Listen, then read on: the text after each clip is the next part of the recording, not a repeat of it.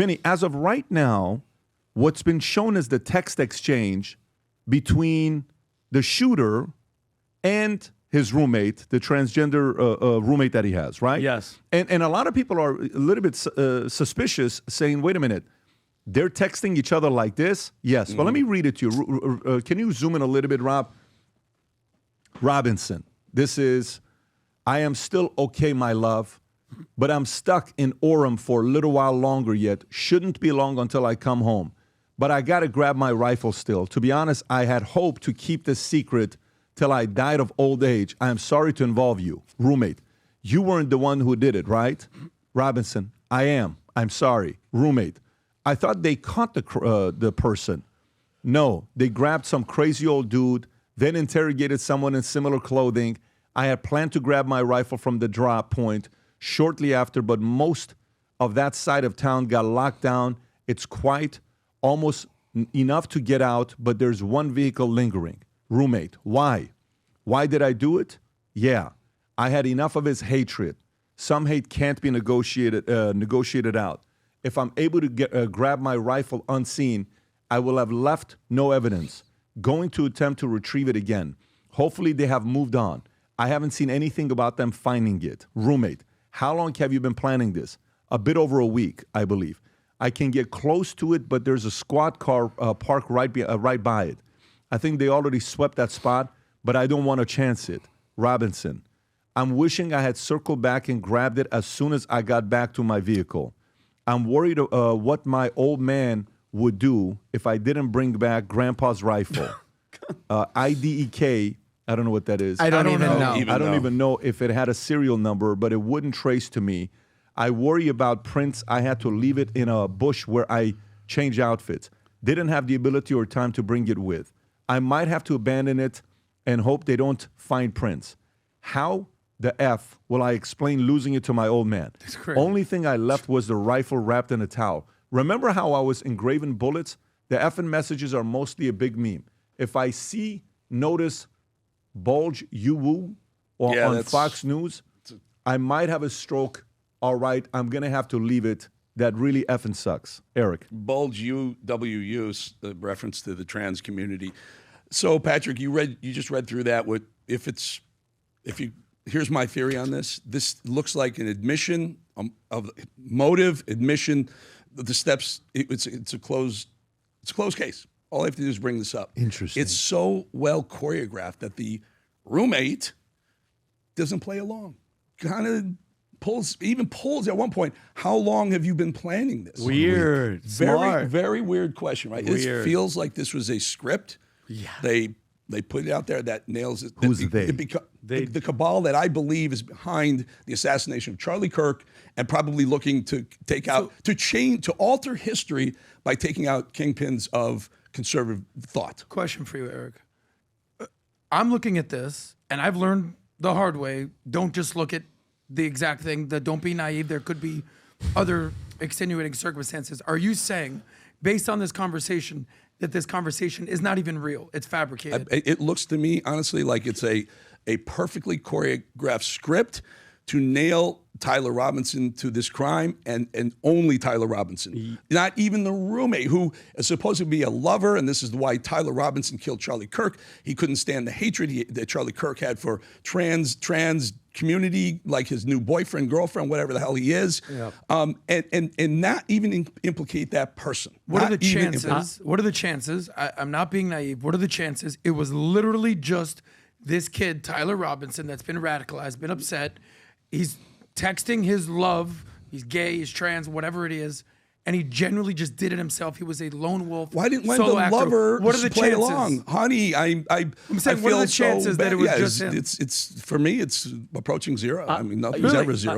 You know what I did? As soon as I saw this yesterday, as soon as it hit the air, I went and put in ChatGPT, and ChatGPT said, reading this, it feels more like something written than an actual text thread. Stop it. I swear, I'm reading it from ChatGPT right now. The pacing, the length, the sentences, the way he explains every single detail as if he's narrating a movie. Yes. It doesn't match how people text when they're panicking or hiding after a crime. Well, how Real long text, hold on, let me finish. Hold on. Real texts are usually short, sloppy with abbreviations, not long monologues that sounded like a script. So my gut, ChatGPT's gut, it doesn't read like an authentic back and forth. It reads more like a crafted effect. So that's that. But are you ready for this? It makes, and I trust me, they know me. I never believe anybody, but it makes far more sense to think that these texts weren't fabricated by the FBI or somebody, but that the shooter and his boyfriend had a script, they staged it, and then they exchanged it. You know why? You nailed it, Eric. To give the freaking lover boyfriend cover and focus on Tyler. Just take the rap. Patrick, take the rap. Patrick, unbelievable. They added premeditation when the lover says, "How long have you been planning this?" Where did that come from? Is that a normal conversation between a guy who just blew away Charlie Kirk and his love? How long have you been? But they call the person. They got motive. They got the actual pulling the trigger, the aim, the reason. And now they got premeditation too. Rob, you put it up there, and what does it say to you? I did. I asked ChatGPT, analyze the script from these text messages. Do they sound authentic? And then I uploaded the text themselves.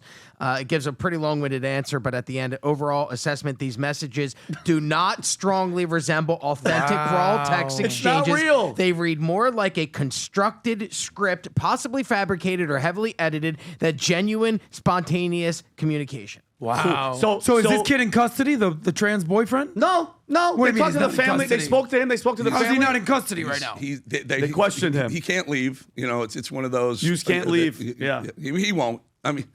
So if what you're saying is true, if what ChatGPT is saying is true, that he's going to be tried for accomplice to murder? No, Well, they're talking about death penalties. What they're talking about. for Tyler. I'm not talking about but Tyler. the I'm other- talking about You gotta prove the it. transgender. boyfriend. Yeah, you No, gotta- you gotta because prove this exchange in court will play out like, hey, This my is when he got client, the death penalty. This is Watch when they his announced reaction. that they're, yes. the Watch death his penalty. reaction. Other business that we need to address today, counsel. Just for the court's information, we did file just recently, within the last few minutes, a notice of intent to seek the death penalty that was filed by Utah County Attorney Jeff Gray. So that should be in the court's file. Wow. Is No reaction. Is this frozen? Is this just No, that's him. That's his moving, no actual reaction. reaction? Yeah, you Yeah. can see his So just eyes shift frozen. down right here. His eyes shift down. Go back again. Go back 10 seconds. Right there. That's good, Rob. Just recently, within the last few minutes, a notice of intent to seek the death penalty that was filed Put his eyes. by Utah County Attorney He Jeff nodded. Gray. So that should be in the court's file. Yeah. Um, So what? Pat, where are you at with this? Like, meaning, I was just looking at the text on its surface, like, oh wow, No, the trans boyfriend didn't know. Yeah, Now right. apparently there's some stuff going on. Where are you at with this? Eric said he's close to 0%. It was a lone wolf. Guys, the last time there was this type of dramatic exposure that was going to happen was a guy named John F. Kennedy, with his father got his son in, and he was planning on having guys in the White House for 20 years. Joseph Kennedy had plans of this happening 40 years, 30 years before it happened. The day his first son was born, Joseph was supposed to be the first president. And he ended up dying at 22 years old in war as a pilot. I don't know what age he was when he died, but it's 22, 23, 24. Joseph Kennedy never became the same ever again after his oldest son died. But then what happens? The youngest son with lower back problems becomes president. Then they have this vengeance, this fire in their belly. Then the oldest becomes AG. The oldest becomes a tough guy. The establishment sits there and says these guys are able to change a lot of things for America, and they're beloved. There's so many memorials of John F. Kennedy around the world, not in America. There's more statues of him around the world than any other president, I believe, all over the world. He was loved by people around the world, John F. Kennedy was. And then you see that they were going to make some changes, and you bring it to today. Do I think this is accidental? Guys, when the president got elected, I gave a top 5 name of people that I believe were the ones that helped him get elected. Mm-hmm. Charlie Kirk, I sent him a message. I told him, I said, listen, I don't know if you realize this. Without you, this doesn't happen. He says, well, I'm not doing it for recognition. I said, well, you need to take it because you played a massive role. And in everything, when something big happens, you played a massive role. He says, well, thank you for that. But to me, when you're asking what's going on here, I don't know. I don't know. I think there's I think this is a pattern. I don't think this is a accidental thing. I think it's a pattern, and this reminds me of the '60s. This reminds me of the 60s. In the Army, they say, watch your six. They say, stay alert, stay alive, right? I think right now it's by the way, in Florida, just became a license to carry. Open carry. Florida. Just, Good. by the way, 2 days ago. Yep. Oh, I thought we had that. You could already. just 2 days no, ago. you can You no, literally can go to the restaurant, put your gun down, and eat. you're good Is to that, go. is that what they have in Texas? I think it might Idaho be has open it. carry. Open carry. It's a few Well, states you can wear, that you have can wear it. like a holster but and Florida, and by the way, Rob just said something earlier. Rob said if this would have happened in Florida, he would have already been killed. Death sentence, because he says Florida's leading all states with, how many did you say, Rob? 30 plus? They're going to have 30 by the end of the year. They're somewhere around 20-ish right now. But they have more deaths have been, or more inmates have been executed on death row this year in Florida than any other state in history of United States of Ron America. DeSantis for you. Yeah. Well, the biggest difference here, you're talking about the 60s, you're talking about JFK specifically, is This is a revolution, buddy. Right. Something's going on in No. America. This is not a normal time we're living in. They try to control us for COVID, and they lost, but they lost on the public scale. Everybody handles loss in a different way. Some people can handle a loss. When they lost, and Obama, I'll never forget this. When Obama got on stage, and he gave his speech, and he tried to lecture those young black men. Remember that one time? Oh, Was yeah. like, Yeah. What are you doing? And then Stephen A. and other people are like, dude, you don't talk to us like that. We think we're dumb. And then he lost. Then imagine the Democratic Party is saying, who is our savior today? Who can go campaign for anybody and win? You mean to tell me Obama couldn't campaign for Kamala, a black woman, California? You couldn't help her win? Where are we now? Where do we go from here now? And then Obama has to sit there next to Trump. I think it was at Carter's funeral, if I'm not mistaken. And then they're laughing, they're talking to each other. Yeah, this was the moment. So Democrats, this has been I said November 5th will go down as Barack Obama's worst day of his lifetime. November 5th of 2024 is the worst day of Barack Obama's life. So now what do? You lost. Democrats lost. The establishment lost. You think they're going to play fair? I don't know. No, and you know why? They're absolutely not. Hold on. We have just seen for the past 10 years, they're not going to play fair and square, Pat, because for 10 years, Eric, they've been like Nazi, fascist, Hitler, death, all this. And now, when the smoke is cleared and the dust is settled, they're like, oh, shit, we don't have any leader. Gavin Newsom? Jasmine Crockett, because they have no voice. No, they have no message. So guess what? They use lawfare to go after their opponents. They wanted to destroy Trump, okay? They'll do the lawfare. They'll try to cancel your ass. And then guess what? They try to shoot you. Let's not forget, this same playbook happened with Trump. Some white lone guy, no freaking social media, gets shot. They shoot him because the real shooter missed. They clean up the scene. His apartment's cleaned up with white gloves. And it's like, it's the same gameplay. You nailed it. It's the same playbook because they have nothing. They are the party of violence. They are the party. Remember a couple weeks ago I said the whole party's evil. It's not evil. But if the devil came back and he had to pick a party, which party would he pick? Would he be a Republican or would he be a Democrat? I'm being dead serious. Where's he going to go? Where's he going to lean? Oh, you guys are killing people? I'm going over here. You guys are praying? Because us as Christians, we get mad. You know how furious I was with him in the back? My anger was going up like this, and then God, I went, okay, I'm understanding what's happening. I'm a Christian. I'm a God. Let me calm down. And even Pat was like, we're going to win. Okay? That's the difference. And you keep saying fascist. You keep saying this shit. And then this guy, Pat, this ABC guy, you want to know how gone? And when I say you're not supposed to like mainstream media, Eric, did you see this guy? Yeah. This guy, what's his name? Gutman? Yeah, Matt Gutman. Matt Gutman tried to take the situation, a freaking violent assassination, and he tried to make it a love story. You can't make this up. Rob, play this clip.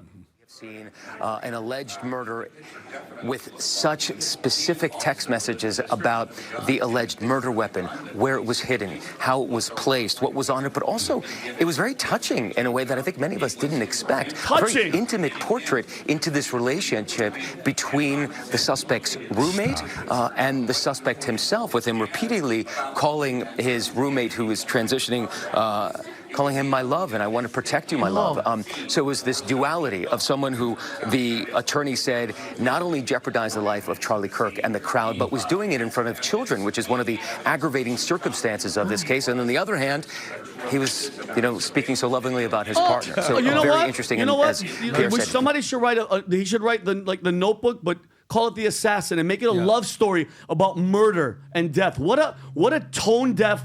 What the hell is wrong with mainstream? You don't dislike them enough. So I know him. I know Matt Gutman. Great. We used to be friends 20 years ago when, Adrian, he worked for CNN. They worked together. He's been with ABC. He's a real journalist. This guy's been in war zones. He's not some fly-by-night woke liberal. However, he's been in the mainstream media, ABC, that world, for 20 plus years. How do you think these mainstream journalists feel about Trump? Because at the end of the day, this comes down to Trump. Trump has broken so many people's minds. I watch The Daily Show. We've all heard of. Did you just say this guy's a fair guy? No, I didn't say that. I said he's a real journalist. And a real journalist would read that and say that's a love story? What real journalist? By the way, your friendship with him has nothing to do with my friendship with him. What real journalist repeats what he just said? If he would have let me get to my point, I'm not agreeing with him. I'm trying to give you some mindset to where he's at. I think it's disgusting what he said. What I'm saying is this. TDS, we've heard of TDS, Trump Derangement Syndrome. It also stands for The Daily Show. I don't know how often you guys watch The Daily Show. These people are broken. They're broken. They're equivocating what's going on with Trump getting shot, with Charlie Kirk getting shot, and their only defense is, but those people in Minnesota. Yeah. That's all they have. So I'm not running cover for this guy whatsoever. I'm letting you know when you talk about drain the swamp. Trump's been trying to drain the swamp. What kind of swamp do you think the mindset of the media is? Eric knows this better than anybody. I do.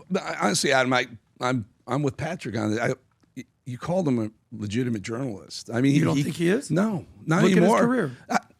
So after this one comment, he's no tell longer. me after that comment. Look at his accolades. Look at his career. After that comment, Adam, if you tell me he's completely unbiased about reporting what he sees, I'm going to tell you you're full of shit. I'm not saying he's unbiased. You said he's a real journalist. He's a real journalist. Okay, don't take my words for it. Look at his career. I don't know. Not question. He has a storied career, but there's no chance when they go to him say, "What do you got? What kind of career does he have? What do you got?" He's a reporter in the field for 100 years. I agree. So when they go to him and say, journalist. "Matt, what do you see?" Would you think what he says right after that is completely unbiased? Knowing what you know, I'm that he saying just called that he is biased. A love That's my story whole between point, a murderer, that he's been assassin. in the news media for 20 years.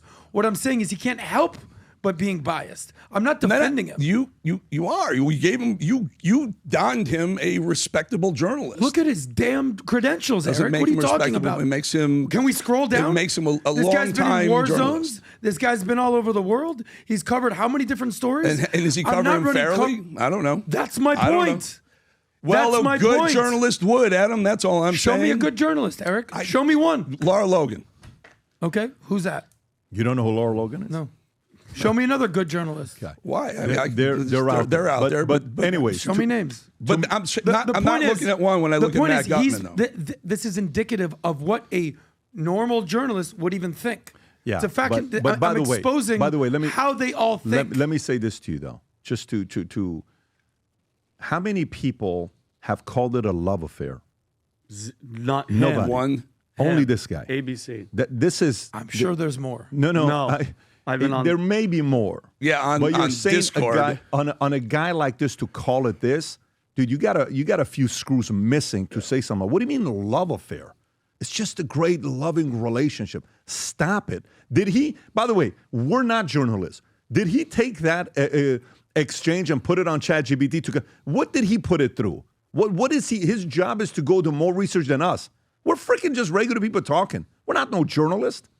We're citizen journalists. We're regular guys talking about it, right? He was a commentator there. He's a You're commentator. right. If you're a commentator, great, no problem. But you're not a guy that can call yourself a journalist if you just tell us that and say, this is a great love story. On Monday, I told you guys, any USA merch you buy, 100% of the proceeds, not proceeds, not the profit, not the gross profits, whatever you buy, 100% will go to Turning Point USA. And within 24 hours, we sold $100,000 worth. So we're announcing today that we're sending $100,000 to Turning Point USA. We sent it to them yesterday. It was wired over to them yesterday. It should hit again either yesterday or today, but we're continuing again today. So anybody who didn't participate, just so you know, that $100,000 went because of you. You guys chose to do this, so respect to all of you. But we're doing it again, and we even added a couple new shirts there just in the memory of Charlie. This is one that says live free with the American flag. And if you zoom in on the American flag, you'll see future looks bright on it right there. And then there's a ton of other items. Team USA, if you love America, if you love Charlie, if you want to find a way to collectively contribute to Turning Point USA, 100% of whatever you purchase here today, any one of these items you purchase on the USA collection, 100% of it will go to Turning Point USA, and we'll give that update again on what that looks like between now and Friday. So to everybody that did that, salute to you. If you enjoyed this video, you want to watch more videos like this, click here. And if you want to watch the entire podcast, click here.